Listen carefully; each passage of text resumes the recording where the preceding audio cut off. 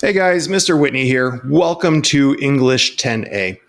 The following slides are going to be an introduction to the course. So first, we're going to cover classroom rules and policies, then talk about citizenship, grading, and the curriculum, and then we're going to finish with a short get to know you project.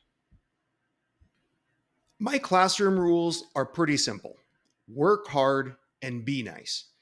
So what does working hard look like? It looks like coming to class on time, focusing on your tasks, getting your stuff done, trying your best, even on days that you don't feel like it, and taking responsibility for your own learning. And what does it look like to be nice? Well, respecting everyone around you, including your teacher, and being helpful to others around you. Here are my classroom policies. Tardies. I follow box elder tardiness policy. You're considered tardy if you arrive after the bell rings. Tardiness will affect your citizenship grade, and 6 tardies will earn a U in citizenship. Further, you'll be marked absent if you arrive to class later than 10 minutes. Bathroom breaks. You don't have to ask me to use the bathroom, but you do need to use the purple hall pass that's hanging by the door. You will be stopped in the halls and asked where your pass is. Only one student is allowed out of the classroom at a time, and I'd ask you to please use the closest bathroom. Electronics use. This is a touchy subject, but I think that most of us can agree that personal electronics have become a huge distraction to learning and productivity, not to mention the toll that they're taking on our mental health. Box Elder High School has a strict policy stating no personal electronic devices are allowed to be used in classrooms. This includes phones, AirPods, personal headphones, tablets, or any other personal device. These devices need to be kept completely away during class time. They can't even be on your desk. You'll be issued one warning before it starts to affect your citizenship and starts turning into office referrals and parent contact. So please abide by this policy. Seating chart. I'm allowing you to choose your own seat, but I will be making a seating chart based on where you've selected, and I expect you to stay in the seat that you've chosen. I will be using that seating chart to take attendance, and if you're not in your seat, then you will be marked absent. I'm pretty flexible about moving seats if you have a legitimate reason. Like, I don't know, the boy sitting next to you is now your ex and it's super awkward. Or if you need accommodations to minimize distractions or have a better view of the board, just come talk to me. Also, I reserve the right to move your seat if it's clear to me that the people you're sitting next to are going to be a distraction to your learning. Okay, now that we're done with the classroom rules and policies, let's quickly discuss my expectations. At Box Elder High, we follow Hive culture. Hive stands for hard work, integrity, vision, and engagement.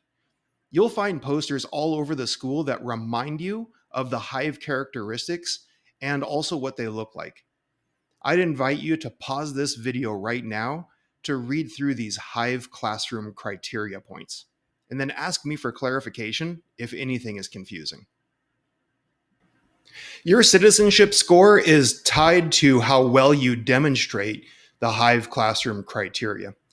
Do you follow Hive all of the time, most of the time, some of the time, or rarely? Note that in order to get an H, you also need to look for opportunities to help and support your fellow classmates. This ties into my second classroom rule: be nice and be willing to help others around you. Let's talk about the course curriculum. My goals for English language arts are: one, to increase your enjoyment of reading and literature; two, to increase your confidence in writing; and three, to provide you with choices in your learning.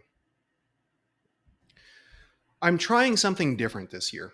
Rather than standing in front of the classroom, giving whole class instruction or lectures, and trying to keep the whole class moving together at the same pace, I want to give you more choice and autonomy. This means that my primary role will be as a mentor and support to you rather than as a lecturer. You will most likely be working at your own pace, but there's still going to be some deadlines for final work submission and unit testing dates. Using the data that we collect from the MAP test, I'm going to be setting individual goals with you based on your strengths as well as areas that you need improvement. Your daily and weekly work plans are going to be goal oriented, and you will be setting those goals. And we will be revisiting those goals frequently as I work with you one on one and in small group settings. Remember that my goal is to support you and help you succeed. Let's get into some specifics. One of my foundational activities is having a daily reading routine.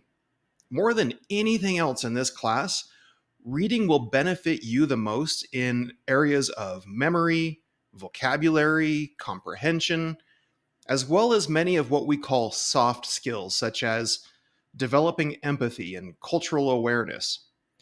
Reading for enjoyment also reduces anxiety and depression and leads to a better quality of sleep. You will be provided choices in the full novels that you read. I currently have a book club library of 14 titles, and I try to add more each trimester. Most of these books are contemporary fiction and science fiction. The idea behind book clubs is that you'll be reading the same book as about 4 or 5 other people in the class. Once per week, you'll get together with your book club during class for a short discussion about the book, and you'll be answering some specific questions based on goals that you guys are going to be setting together as a group as to what page numbers you need to get by. You will be graded on how well you prepared and participated in these book club discussions. The next daily class routine is module work. You'll be completing 2 units this trimester. Each unit offers several modules to choose from that focus on different readings and skills. Out of the options, you're going to need to select 3 that align best with your interests and goals. And this is where our one-on-one conferencing will be helpful. Each module contains a reading selection in a variety of genres, a reading comprehension quiz, specific skill lessons that are tied to that reading selection, and a fairly rigorous writing response. About midway through the unit, you'll want to start working on your final unit project, which could be an essay, a portfolio project, or a presentation. Finally, to finish the unit, you'll be taking a final test. This test is modeled after the ACT test, and I'm not going to lie, they're pretty challenging. I can offer 1 retake within a 2-week window after you've completed an intervention activity if you need to improve your score on this test. To help you stay organized, you'll be using a tracking sheet and checking off the skills and tasks as you complete them. Now, I said that I'm letting you choose 3 modules, but for this first unit, we're going to do the refusal together as a full class so that I can model for you how to do these tasks and assignments. After that, you'll choose 2 more modules for this unit based on your own interests and goals. Here are the grading policies. All unit work must be completed by the end of unit date. Our end date for Unit 1 is October 20th, so make sure that you're working towards that goal. No unit work will be accepted after the end of unit date. I've already mentioned the test retake policy, so I won't go over that again. The final project can be revised and resubmitted to improve your grade for up to 2 weeks after the due date. And finally, missing work will go into the gradebook as a 0 after the end of unit date passes. And that brings me to my final thing, and then a short activity for you. I'd like to know a little more about who you are. When you're finished with this video, then click on the Who Are You assignment at the top of the Canvas homepage.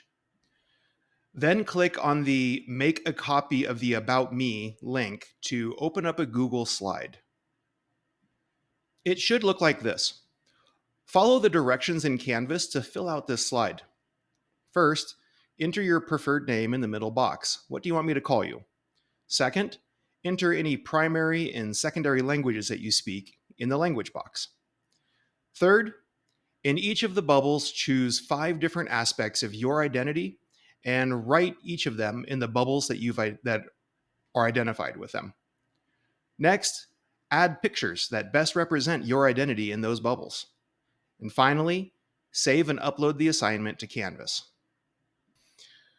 This is an optional assignment and it's not going to affect your grade, but I would really appreciate it if you would take the time to fill this out so that I can better get to know you. I'll finish by sharing mine as an example. My name is Brian Whitney. English is my primary language. I did take German in high school and college, but I'm way out of practice, so don't test me on it. I grew up near Seattle during the 80s and 90s, which makes me a Gen X. And I was definitely a product of pop culture during that time. Star Wars was huge when I was a kid, and I still totally geek out over it. And as a teenager, I got into the whole Seattle grunge scene with bands like Nirvana. And then I turned to the skater scene and I got into skater punk. I'm still a fan of the whole 90s music scene and punk scene. I really struggled as a high school student. I was absent a lot and I didn't keep up with my schoolwork. I faced a lot of obstacles in my path in life, half of which were caused by the poor choices I was making and the type of people that I was hanging out with.